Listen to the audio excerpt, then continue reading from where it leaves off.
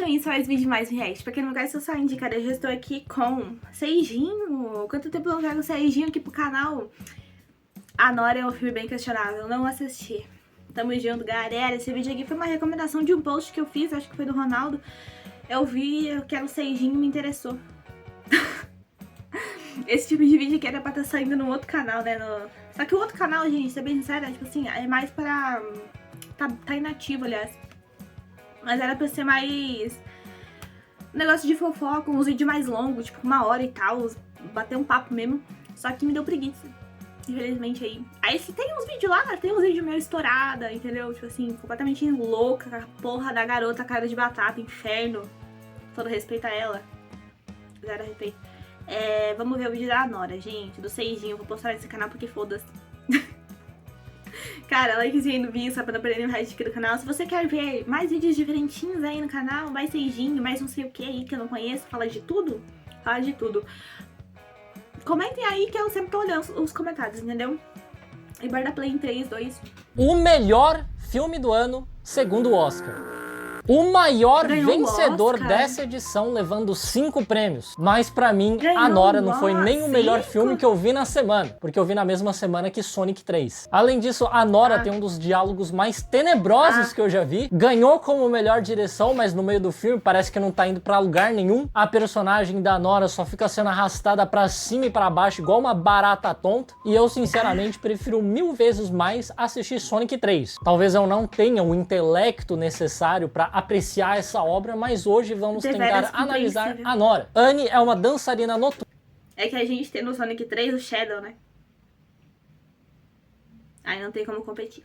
Que trabalha numa boate. E é mais ou menos só isso que a gente sabe sobre a vida dela mesmo. Além do fato de que ela tem uma irmã. Tá querendo saber sobre a vida da stripper por quê, hã? Não, mas aí você acha que o filme vai dar mais profundidade pra esse personagem durante o desenvolvimento, mas... também não tem muito, não. Cara, é porque a profundidade dela é ser stripper, cara. Que inferno. O seu passado não importa.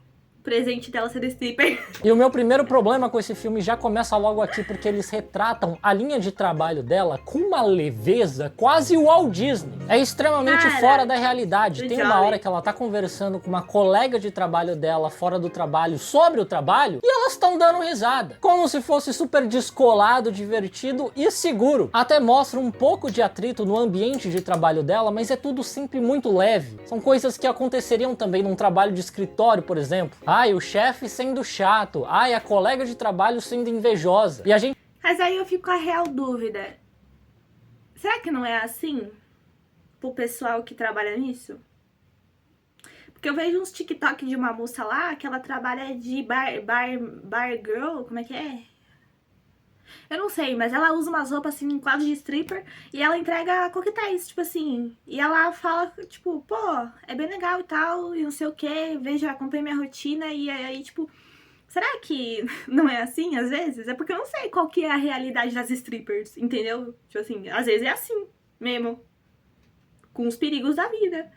É tipo, eu vou comparar agora. É tipo assim, imagina que você vai falar com um vendedor de substâncias ilegais. Tu acha mesmo que esse cara acha que o trabalho dele é tipo muito assim, anormal?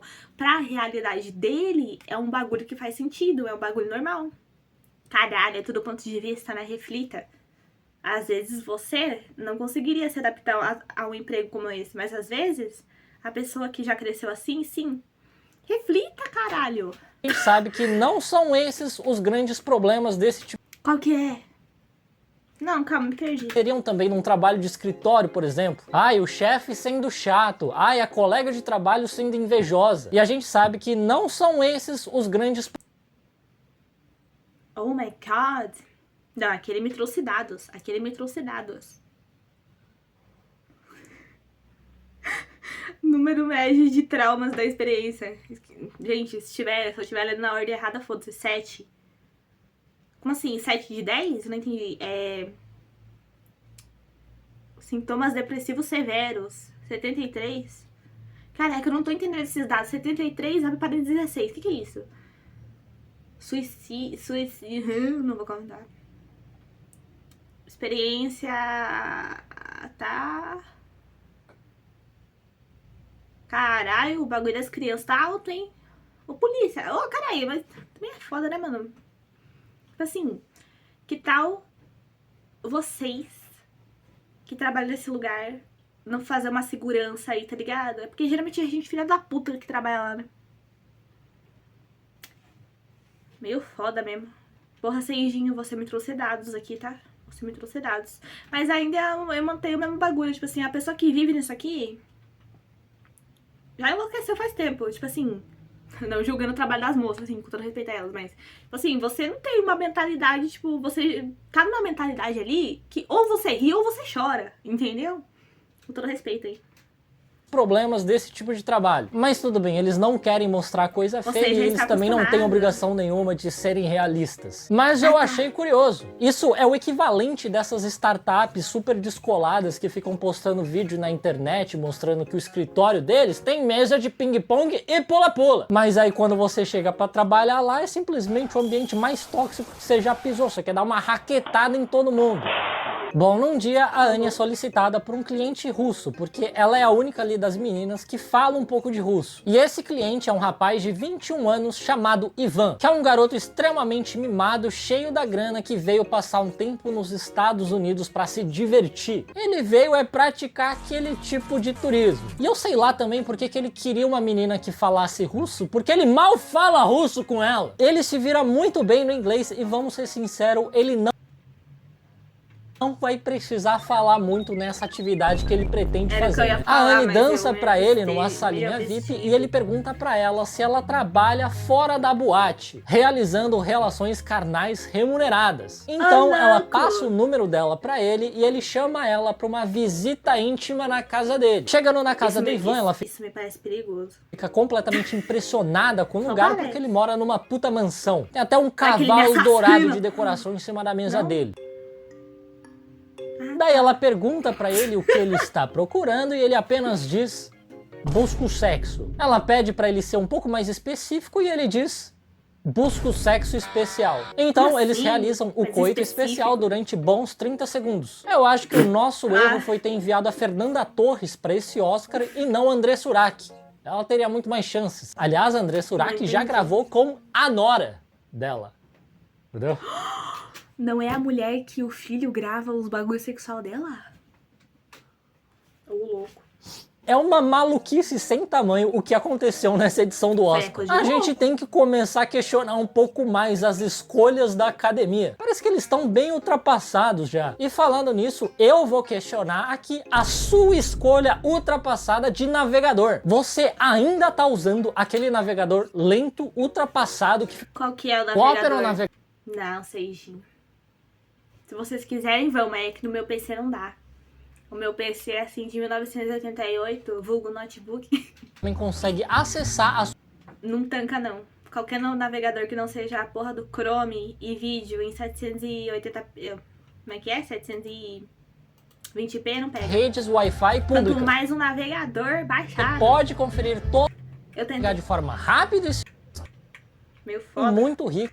que ele faz da vida pra conseguir... Agora voltando pro vídeo. Depois do rala e rola, a Anne pergunta pra ele o que ele faz da vida pra conseguir viver numa mansão. E ele diz... Sou garoto de programa. Imagina. Que os pais dele são muito ricos, tipo, podres de ricos lá na Rússia. E ele vive de herança. Ele mesmo não faz nada da vida além de gastar com Fortnite e prostitutas. Mas a Anne fica bem impressionada com o fato de que ele é um encostado que vive do dinheiro dos pais. Tanto que no dia seguinte ele convida ela de novo pra casa dele e ela vai. Afinal de contas, quem não iria querer trabalhar na escala 30 segundos por dia? E após realizarem o amor, ele chama ela pra festa de ano novo que ele vai... Eu vou espanar ela, eles vão se apaixonar. Vai dar na casa dele. E a festa acaba... Ela vai matar ele. E depois será presa. Sendo muito divertida, a Anne se diverte bastante e no final, obviamente, o Ivan solicita novamente os serviços extras dela. Daí eles iniciam o coito exatamente às 11h59 da noite e quando eles terminam, ainda nem começou a contagem regressiva pra meia-noite. Essa parte eu inventei, mas seria muito mais engraçado se fosse assim. Ah, tá. Esse filme seria mais tolerável. Depois de uma noite muito selvagem, eles acordam umas 5 da tarde e a Anne já tem que se arrumar pra ir trabalhar na boate. Sim, a desgraçada tem que ir trabalhar trabalhar dia 1 de janeiro porque os punheteiros não têm família. Mas o Ivan pede pra ela ficar e pergunta pra ela se ela não quer ser exclusiva dele durante uma semana. Ele quer que ela seja meio que namorada dele mesmo. E aí ela pede $15.000 pra isso e ele aceita na hora. E tem pouquíssimas coisas. Eu pedi a 20. Mentira, eu pedi 50, foda-se, o cara é rico, herdeiro, mais desgraçado. patéticas do que você ter que pagar alguém pra ser a sua namorada. E pagar ela com os dinheiros dos seus pais é uma delas. A Anne então vai até o trabalho dela na boate e avisa o chefe que ela vai precisar tirar uma semana de folga. E obviamente ele não fica nem um pouco contente com isso. Quer dizer, eu não sei nem porque que ela foi lá avisar, eu só mandava um WhatsApp falando que eu tava com dengue. Mas como ele é um chefe muito compreensível, assim como a maioria dos chefes nesse ramo de trabalho, ele simplesmente Então, né, eu tava me perguntando por que esse chefe é tão legal. Ele não devia ser um cuzão, tipo assim, ó, vai sim, sua puta. Não? aceita. Até porque não é como se ele tivesse obrigando ela a trabalhar dia 1 de janeiro, né? Ela foi porque ela quis. Ele é um chefe muito legal, com certeza. Então ela arruma as coisas dela pra uma semana de muita diversão, festas, zoeira e sapecagem com o Ivan. Ela basicamente vive um conto de fadas mais 18 escrito por uma fanfiqueira do Wattpad. Já já ela até aparece dando entrevista pro Léo Dias. E no meio dessa semana maluca, o Ivan decide levar a Anne e todos os seus amigos pra Las Vegas. E depois de festejarem bastante por vários dias, o Ivan diz pra Anne que ele se divertiu muito, mas ele vai ter que voltar pra Rússia. Porque os pais dele querem que ele comece a trabalhar na empresa do pai. E isso é algo que, obviamente, ele não quer fazer. Ele quer continuar tendo a vida do Neymar lesionado. A Anne diz que vai sentir muita saudade dele. Então é por isso que o Neymar se lesiona toda vez que ele vai jogar? E ele diz que se ele casasse com uma americana, ele não teria que voltar pra Rússia. Porque aí ele teria cidadania americana e os pais não teriam como obrigar ele a voltar. O quão longe esse cara vai pra não ter que trabalhar é surpreendente. Como é que você vai se sustentar, sua ameba? Porque no momento em que você casar, se seus pais quiserem te tirar a porra da sua mesada de herdeiro, eles tiram. Você é um idiota. Ele vai ter que trabalhar de stripper também desse jeito. Esse cara é meu herói. E assim, muito ingênuo da parte dele também achar que os pais dele vão continuar dando mesada pra ele se ele deixar de obedecer eles, né? Então ele pede a Anne em casamento e ela pergunta: Meu filho, seus pais só te dão mesada porque eles querem que você aproveite a sua vida um pouquinho, né? Pra depois você assumir a porra do cargo, o seu idiota. Você é burro, ele é herdeiro, é óbvio que ele é burro. Pergunta se ele tá realmente falando sério. Ele diz que sim, e com certeza dá pra levar a sério quando um cara completamente cheirado que nunca... Moça, você é uma stripper, você não tem o direito de ser burra não, senão você morre. Tipo assim... Literalmente. Nunca passou um perrengue na vida, diz que quer um compromisso sério. Além de que esse plano é completamente furado. Nada garante que ele vai continuar tendo aquela vida luxuosa depois de casar com ela. Não tem como a Anne ser burra o suficiente pra aceitar uma coisa dessa. Mas ela aceita! E fácil assim, os dois se casam em Las Vegas. Que, aliás, é algo bem comum lá. Porque é algo extremamente rápido e sem burocracia. Você só paga a taxa de casamento e pronto. Acho que você não precisa nem marcar a hora. É só você chegar lá e esperar a sua vez. Como se você estivesse indo no Outback. Ou na boate da Anne. E a partir daqui, o filme vai virar tipo um reality show de casamento. Só que com muito menos entretenimento e com personagens muito menos carismáticos. Daí, como se não bastasse ter aceitado fazer parte dessa estupidez, depois do casamento, a Anne decide se demitir do trabalho dela. Ou seja, ela tá 100% confiante de que esse cara vai sustentar ela com o dinheiro dos pais dele. É tipo as esposas troféu, que elas acham que o cara vai bancar elas pra sempre. Um recadinho pras esposas troféus que veem vídeos de react. Minha querida, eles só estão com você enquanto você tem um bundão, um peitão, um corpo padrão bonito, enquanto você se arruma, enquanto você é jovem. Jovem. Entendeu? Porque velho tem que estar em jovem, e isso aí é óbvio. Não precisa nem de, porra, ai, será que tem? Tem os caras de 50 pegando as minas de 20 quando não é menor. Então minha filha vai estudar, porque esse cara não vai te sustentar pra sempre. Passou, ó, eu tenho certeza, quando começar a aparecer umas rugas, o cara vai falar, olha, já deu. Não quero mais você de esposa troféu. E aí 2 dias depois ele vai aparecer com uma outra com 20 anos de idade. Então larga de ser burra, mulher. Larga de ser burra. E aí ela dá um forte abraço de despedida no patrão dela. Uma coisa muito bonita de se ver, mas que com certeza não é a experiência típica de quem trabalha no ramo dela. Aliás, não é experiência típica nem quem trabalha num trabalho convencional. Uma vez eu tava trabalhando, eu errei a cerveja, tipo assim, a de 600 ml com uma de 300 e pouco. Sabe o que a porra do meu chefe fez? Ele mandou um cara, na frente de todo mundo, ele mandou um empacotador, eu era a caixa, ele mandou um empacotador e pegar as 2 cervejas, apertou o meu braço e falou assim, ó, tá vendo a diferença? Na frente de todo mundo, eu juro, naquela época, ele tem sorte, olha, ele tem sorte, ele tem muita sorte, de naquela época eu sou uma idiota, porque hoje em dia, nossa, eu meti um processo por danos morais, juro pra vocês. Não, se você não saiu do seu trabalho querendo dar uma raquetada no seu chefe, querendo enfiar bolinha de ping-pong na goela dele, você saiu errado. E quando ela começa a sua emocionante vida de casada com um completo encostado que fica o dia inteiro jogando videogame, as coisas começam a dar errado. Quem poderia imaginar que casar com um cara que você conhece há uma semana poderia não ser uma boa ideia, né? É sempre quem você menos espera que vai te decepcionar. Mas acontece que os pais do Ivan descobrem que ele se casou com uma dançarina noturna e quem diria, eles não gostam nem um pouco disso. E aí eles mandam o Toros, que é um amigo da família que trabalha na igreja, e verificar se isso é verdade ou não. O Toros, por sua vez, envia o Garnick para verificar a situação. E o Garnick, por sua vez, contrata um tal de Igor para acompanhá-lo até a casa do Ivan. Eu nunca vi precisar de tanta gente assim para ver um documento. Tá parecendo a Receita Federal vindo aqui em casa querendo ver o RG dos meus cachorros só porque eu coloquei eles como dependentes na minha declaração de imposto de renda. E eu vou tirar um Honda Civic no nome deles. Cara, tecnicamente é verdade, né? Não tô nem aí. Mas depois vai ficar claro porque que precisa de tanta gente assim pra ver um documento. É porque esses 3 são os 3 patetas. Eles batem na porta da casa, mas o Ivan se recusa a atendê-los. E o Garnick diz que só precisa ver a certidão de casamento e depois disso ele vai embora. O Ivan então deixa eles entrarem, o Garnick tira uma foto do documento e manda...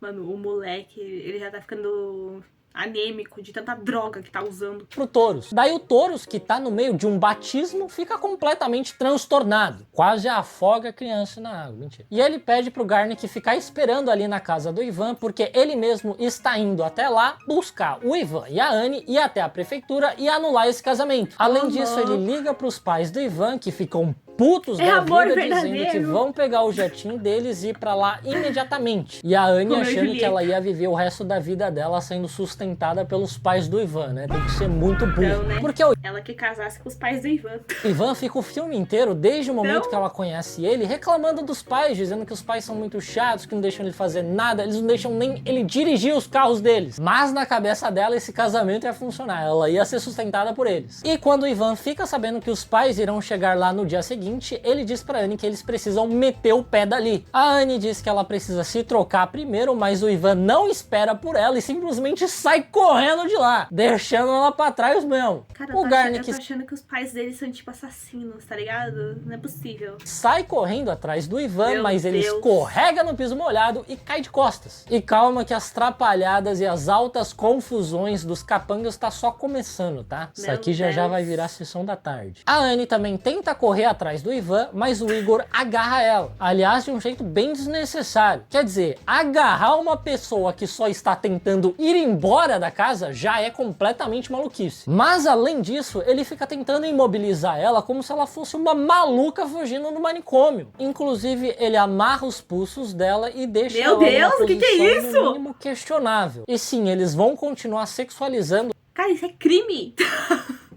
Eu lembrei do meme lá no TikTok, gente. Só que no TikTok vai entender. Isso é creme, caralho, porra. Essa atriz até mesmo quando ela já não mais está trabalhando na boate. O Garnick, quando vê a cena, pede pro Igor soltar ela. E assim que ele solta, ela obviamente tenta fugir. O Igor pega ela mais uma vez, ela morde o pescoço dele. E o Igor pede pro Garnick pegar alguma coisa pra eles amarrarem os pés dela. Sim, isso é literalmente um sequestro. E eles querem prender ela porque ela simplesmente não quer se divorciar do Ivan. A Anne consegue acertar um chute em cheio na cara do Garnick, que fica bem atordoado, achando que quebrou o nariz, mas ainda assim ela não consegue fugir. Como ele quebrou o nariz, ele caiu de costa, que mula! porque o Igor fica segurando ela por trás. E é no mínimo curioso o tamanho do esforço que eles fazem pra manter ela presa, né? Porque primeiro, não é assim que você vai convencer alguém a assinar um divórcio. Segundo, eles não se esforçaram metade disso pra segurar o Ivan. E de um magrelo pra outro, o Ivan não é difícil de segurar. Eu não sei como eles simplesmente deixaram ele fugir. E aí vem um exemplo dos péssimos diálogos que esse filme tem. A Annie, ainda sendo segurada pelo Igor, começa a provocar ele, dizendo coisas tipo: ah, eu aposto que você tá gostando disso, né, seu psicopata? Insinuando que ele tá excitado com a situação. Cara, e... que roteiro incrível.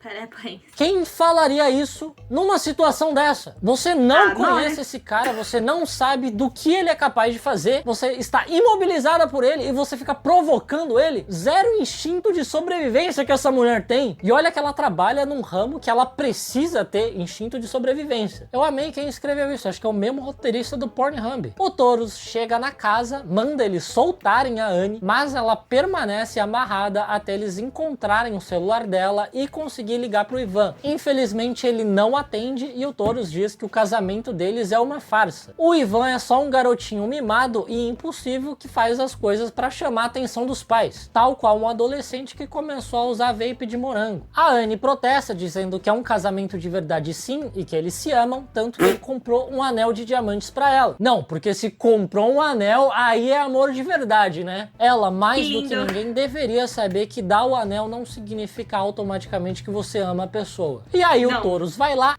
Você dar o anel é um ato de amor. Inquestionável, Seixinho. É o anel, cara. E confisca o anel, dizendo que aquilo é propriedade dos pais do Ivan. Ela podia ter ficado quieta, né?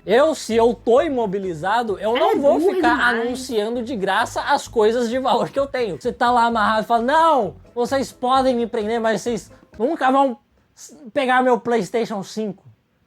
Podem me bater, mas eu nunca direi onde ele está. Pra alguém que é das ruas, essa mulher é bem ingênua. E aí ela começa a gritar bem alto rape. Só que ninguém vem ajudar ela. E se você achava que não tinha como piorar essa Oxe, começou a travar do nada. situação, eles vão lá e colocam uma mordaça na boca dela. Se antes isso já não era um sequestro, agora não tem como negar mais. Dá até um pouco de medo disso acabar virando um 365 dias da vida, né? Mas com certeza não é isso que vai acontecer. Eu espero, né? Né?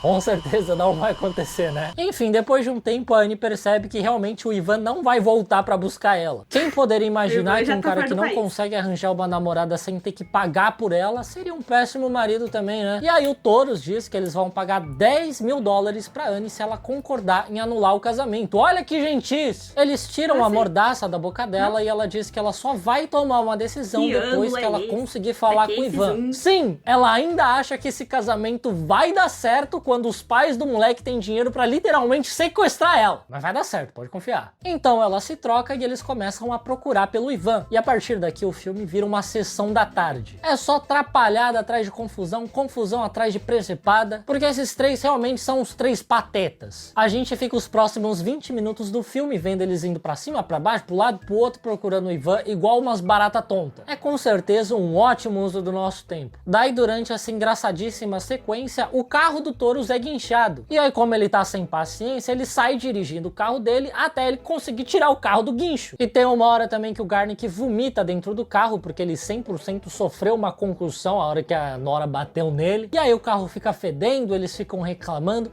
Isso daí fica parecendo que eles são os bandidos do Esqueceram de Mim, sabe? Que eles só se ferram. Enfim, o que eu não entendo é por que a Annie continua andando com eles. Ela não precisa deles pra procurar o Ivan. Ela é a única que sabe quem são os amigos dele e quais os lugares que ele gosta de frequentar. Mas ela ainda opta por continuar procurando com eles, sendo que ela não quer que eles convençam o Ivan a se divorciar dela. Então por que ela ainda tá com eles? Se tem alguma protagonista mais burra que ela, eu desconheço. É muito difícil de gostar dela quando todas as decisões que ela toma nesse filme, você nunca tomaria. E aí, enquanto eles fazem uma pausa na busca pra comer, a Annie recebe uma mensagem da colega dela lá da boate, dizendo que o Ivan foi pra lá. Daí eles vão correndo pra lá e encontram o Ivan dentro de uma salinha VIP com uma dançarina. E ele tá completamente mamado, ele não faz ideia do que tá acontecendo. A Anne tenta falar com ele, tenta convencer ele a não assinar o divórcio, mas ele só consegue dar risada. Daí eles levam ele até o carro e ficam lá dentro até o amanhecer. E então eles vão até um tribunal para anular esse casamento. Mas o Ivan não está em condições de fazer isso, ele ainda está completamente bêbado. Tanto que o juiz decide adiar aquela sessão. E de qualquer forma, o divórcio nem poderia ser efetivado lá, porque eles se casaram em Las Vegas e o advogado não estava sabendo disso. Depois disso, eles vão até um hangar receber os pais do Ivan, o Nikolai e a Galina. A Anne tenta se apresentar pra Galina, mas ela é completamente grossa com ela, uma verdadeira Galina.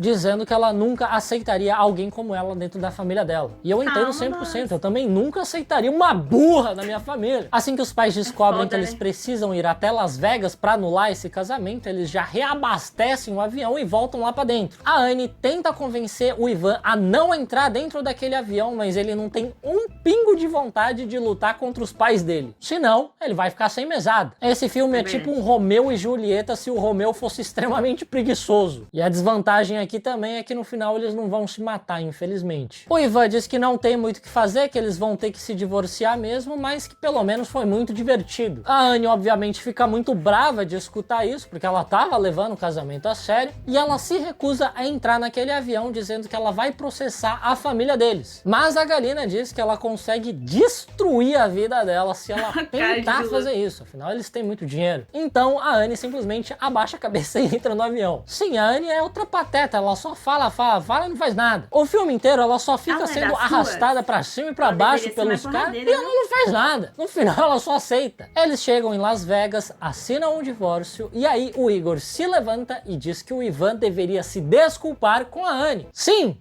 O Igor, o cara que amarrou ela, amordaçou ela e imobilizou ela. Esse cara tá exigindo que alguém se desculpe com ela. Que tal começar por você? É tipo professora de biologia pedindo para que você use a lógica. O Taurus coloca a Anne e o Igor dentro de um táxi em direção ao aeroporto, diz que eles vão pagar os $10.000 e diz que ela pode passar uma última noite naquela mansão onde ela tava morando com o Ivan. E, na verdade não é a mansão do Ivan, é dos pais dele. E se eu fosse ela, eu cagava no meio da sala, roubava aquele cavalo dourado. A Anne e o Igor passam uma noite assistindo o filme e fumando juntos como se eles fossem bons amigos e ele não tivesse sequestrado ela no dia anterior. E aí vem um diálogo tenebroso escrito por uma pessoa que acho que nunca viveu na vida real. Primeiro que o Igor diz que ele não agrediu ela, ele só estava tentando acalmá-la e impedindo ela de se machucar. O que seria dela sem esse grande herói? Ela teria se machucado muito feio, nossa, muito obrigado por salvar a vida dela. E aí vem a parte bizarra, o diálogo que nunca aconteceria na vida real. A Anne diz que se o Garnick não tivesse lá, o Igor teria abusado dela. E que ele tem cara de quem faria uma coisa dessa. Sim, ela diz isso estando completamente sozinha com ele. Um completo desconhecido que ela ainda não sabe do que ele é capaz de fazer. Mas ela sabe que ele é completamente capaz de imobilizar ela. E ela está numa casa em que ela já percebeu que se ela gritar, ninguém vai vir ajudar ela. Ainda assim, ela acha uma boa ideia falar um negócio desse. Esse diálogo jamais aconteceria na vida real. Quem que escreveu?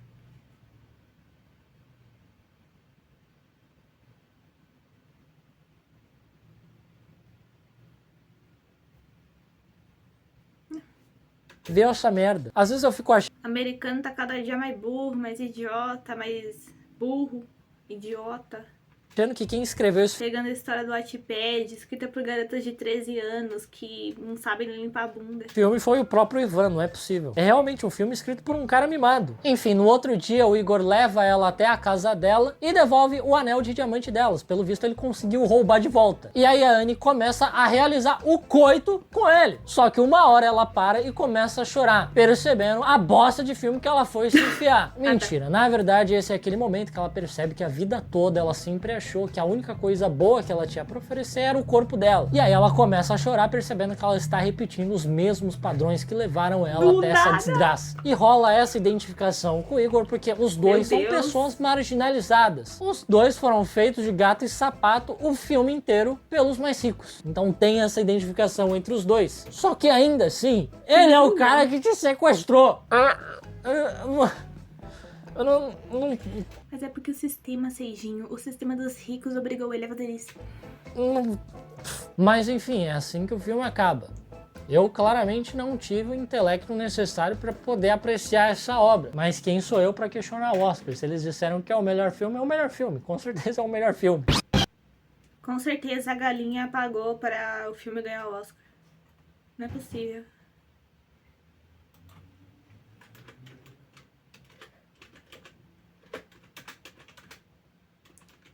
Cara, não é possível. Nem sei se o assento do possível é ali.